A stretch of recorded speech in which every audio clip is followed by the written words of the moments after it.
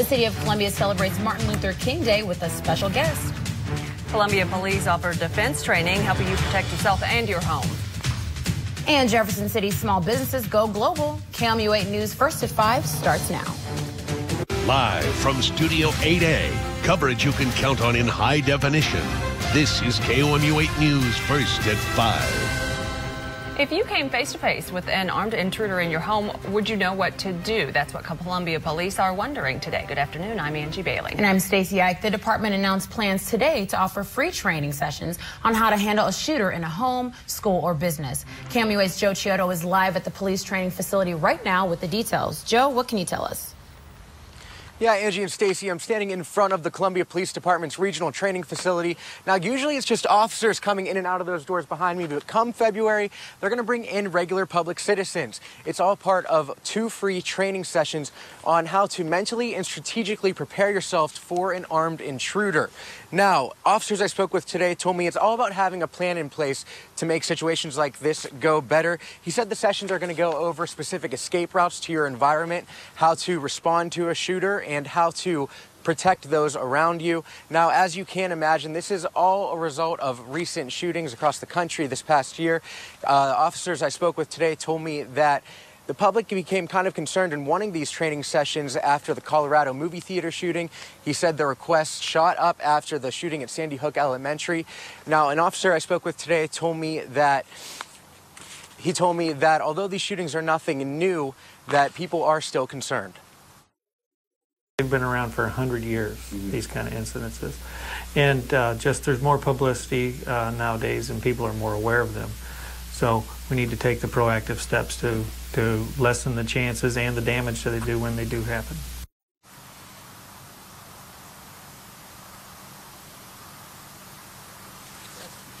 Now, these free sessions are going to take place February 2nd, and there's 2 of them. They're each going to be 2 hours long. They're open to anyone 18 and older. Now, there is a maximum capacity of 80 people per session. To sign up, there's information on our website at KOMU.com. Reporting live in Columbia, Joe Chiodo, KOMU8 News. And we now have new information in the case of a missing St. Peter's teenager. St. Peter's police say 16-year-old Molly Lindhart, seen here, was last seen Monday afternoon when her father dropped her off at work. But her father says he found out later that she had not been scheduled to work. She was last seen wearing a KFC uniform consisting of black pants, black shirt, black shoes, and a black hat. Authorities believe she may be with this man, Benjamin Kincaid, a convicted sex offender from Wright City. It's not clear how the two know each other, but police say they believe Lindhart went with Kincaid voluntarily.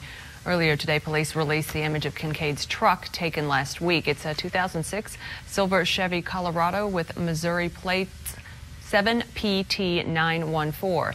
Anyone with information regarding the whereabouts of Lindhart or Kincaid, please call the St. Peter's Police Department or call 911. Now, an update to a story we brought you yesterday about a Montgomery County teenager found safe after being kidnapped at gunpoint. Police say 15-year-old Amy Jordan was kidnapped by her ex-boyfriend, 18-year-old Robert Bethel, around 4 o'clock Tuesday after she got off the school bus. Jordan says Bethel threatened to kill her and himself if she did get in his truck. He then drove Jordan to around the state throughout the night Tuesday before taking her back home on Wednesday. Jordan says at one point she tried to get the gun away from him, but during the scuffle, the gun discharged, putting a bullet in the dashboard of his truck. Bethel is currently being held in the Montgomery County Jail. A lack of potential jury members has delayed the trial of the deaths of a Jefferson City couple. The first-degree murder trial of 57-year-old David Hosier was scheduled to start this week, but it was delayed because too many people in the pool of 125 potential jurors were excused for various reasons. Hosier is charged in the shooting deaths of Rodney and Angela Gilpin in the September 2009. The Jefferson City News Tribune reports the jury will be selected in another county, which will be chosen Friday. The former CEO of Mamtech, Bruce Cole, waived the preliminary hearing on charges of theft and security frauds earlier today and will have his arraignment next week. The judge also rejected Cole's request to lower his $500,000 bond.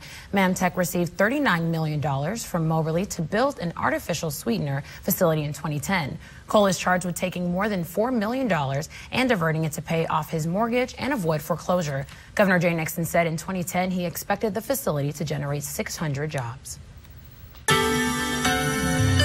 Well, by all accounts, announce it is the dead of winter here into the middle of January, but really with a nice afternoon full of beautiful blue sky and top temperatures about 5 degrees higher than average for this time of the year. It wasn't too bad overall. Now, the clear skies that we've had moving in our late morning and early afternoon hours are going to just stick around tonight as an area of high pressure continues to move in from the west here in mid-Missouri. So you can see how clear we've been over the last 12 hours, and that will certainly be the pattern as we head into tonight. Now, most of us still at this time into the upper 30s and lower 40s. We'll spend a good portion of this evening falling through the 30s.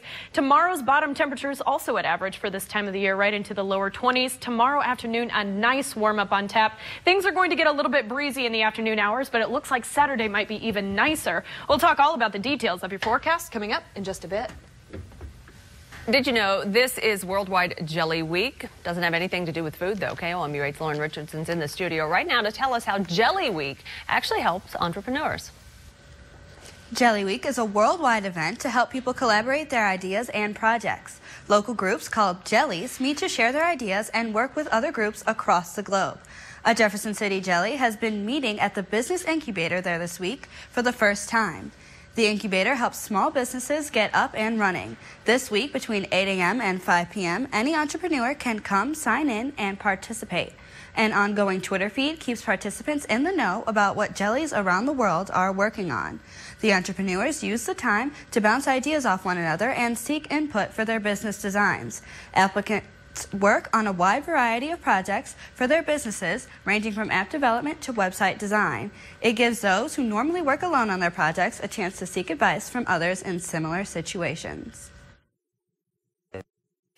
It's all about people coming together, maybe freelancers or people who have an 8-to-5 job that moonlight, people that would normally do side projects or freelance work separately, getting them together and kind of, getting some of that social collaboration back into their work. The group meets one more time tomorrow, and participants encourage all local entrepreneurs to stop by and join the event. Okay, thank you, Lauren. A new grassroots group called today for an expansion of Medicaid in Missouri. The group calls itself the Missouri Medicaid Coalition. KOMU 8's Garrett Bergquist was at that news conference and joins us now in the studio with the results of it. Garrett? Angie and Stacy, organizers tell me the coalition consists of more than 30 groups, including churches, social organizations, and the NAACP. Today's news conference comes a day after rallies in St. Louis and Kansas City kicked off the campaign. The group says expanding Medicaid would maintain the flow of federal dollars into the state and expand Medicaid medical coverage to the poor. The group defines expansion as bringing the program to cover incomes up to 138% of the poverty level, but one Republican senator told me there is no federal money to be had if Medicaid expands. The idea of federal dollars flowing is a completely baseless even term, because there are no federal dollars. The federal dollars are all gone. There's only federal debt. Because only Medicare covers just a portion of my medicine, and I still have to come out of pocket. And then on top of that, my daughter would be able to get her medicine on time. Organizers say they plan another rally in Springfield tomorrow. They also plan town hall meetings and phone banks. Columbia College announced today it's getting one of the largest donations ever from one of its alums. MJ Walther Donnelly donated $572,000 to the school's Tradition Meets Tomorrow campaign to help pay for scholarships and the construction of a new science building set to open this year. To date, the campaign has raised more than $8 million for Columbia College. Donnelly graduated from there in 1943. The Martin Luther King holiday is coming up Monday, and the city of Columbia began the celebration early this morning. The Columbia Valley's Diversity Breakfast honored this year's Diversity Award winners. Job Point won the Group Diversity Award, and Tyree Bynum won the Individual Diversity Award. The keynote speaker was Martin Luther III, son of slain civil rights leader. He spoke about his father's dreams and issues he says plague our country today. Well, you don't have to look very far for inspiration when you really take the time to study the words that were spoken by Dr. Martin Luther King. Those of us who have attempted to speak his words find out the depth of his thought and his vision, which is timeless. MU professor Clyde Ruffin honored Dr. King with the performance he wrote and directed. The performance including songs from the Columbia Diversity Choir and excerpts from Dr. King's I Have a Dream speech.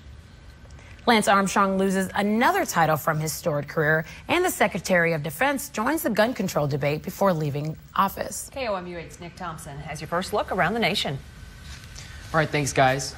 The International Olympic Committee decided today to strip Lance Armstrong of his 2000 bronze medal in cycling time trial. An IOC official told Reuters they have asked for Armstrong to return his bronze from the 2000 Olympic Games. The decision comes after the International Cycling Association stripped Armstrong of his 7 Tour de France titles. Tonight, Armstrong's interview with Oprah Winfrey will air, in which he is expected to admit to doping. Secretary of Defense Leon Panetta is taking a stand in the gun control debate. Panetta visited soldiers in Italy today and was asked what President Obama was going to do to protect school children without infringing on gun rights. Panetta made his position quite clear. I think this can be done. I think steps can be taken that will not undermine the Second Amendment, and at the same time try to protect some of our schools so that the nuts that are out there won't use these kinds of weapons to wipe them out. The people of Laie, Hawaii and around the nation are still reacting to the hoax involving Notre Dame linebacker and Heisman Trophy finalist Manti Te'o. Notre Dame's athletic director says Te'o is the victim of a cruel hoax involving his girlfriend Lenny Kakua, but it turns out she never existed. Kakua allegedly died of leukemia leading up to Notre Dame's game against 10th-ranked Michigan State. Te'o developed an online relationship with Kakua a few years ago and now claims he is the victim of a hoax, unaware the entire time that he was being led on. And that's your first look at national news tonight. Thanks, Nick. After years of growing, it looks like America's waistband could finally be shrinking. And after years of denial, Lance Armstrong is expected to admit on TV that's coming up. And under clear skies tonight, we'll be falling through the 30s and then the 20s, but we've got a big warm-up and then a big cool-down to discuss in your extended forecast. I'll give you all the details after the break. And there's a live look over the Lake of the Ozarks. Pretty calm out there, and I like how it's getting just a touch brighter every day. It means the summer is coming eventually. It's 5:11, folks. This is KOMU 8 News, first at 5. Coverage you can count on.